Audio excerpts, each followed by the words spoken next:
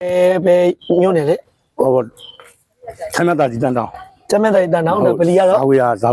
ဟောအတွက်စီယာဇာဝေယ အသားစီရဇာဝေရနော် ဟုတ် ဒါဆရာကိုကျွန်တော်တို့ဆိုတာမီဒီ ဟုတ် ကျွန်တော်တို့ဒီဟာသုံးခွမြို့နယ်ရှေ့ရက်ခွက်က ဟုတ် ဟိုဟာဥက္ကံသွန်ဖရာကြီးကခေါဘကအဖွဲရနဲ့အမှုသားရေလူထားတဲ့ဆိုတာမီဒီ ဟုတ်ကဲ့ တလုံးကျွန်တော်လူတန်းပါတယ် ဟုတ်ကဲ့ပါ ဒါအိမ်တော်စု40စာကိုလည်းကျွန်တော်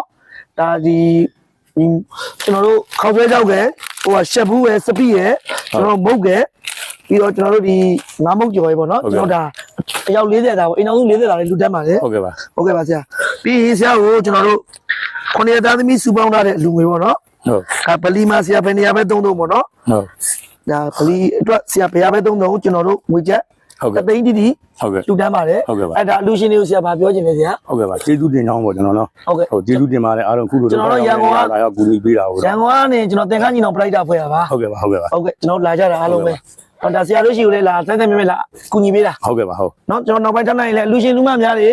ဒီဗလီဆိုလို့ရှိရင်နှစ်ပေါင်းဘယ်လောက်ရှိပြီလဲ တရားကြောပြီဟုတ် နှစ်ပေါင်း100ကျော်ပါပြီနော်အခက်ခဲပြိုကျပျက်စီးနေတာနော်လူရှင်လူမများတွေဘာသာမျိုးလူမျိုးမျိုးလူမယ်ဆိုလို့ရှိရင်ဒီဇာဝေးရ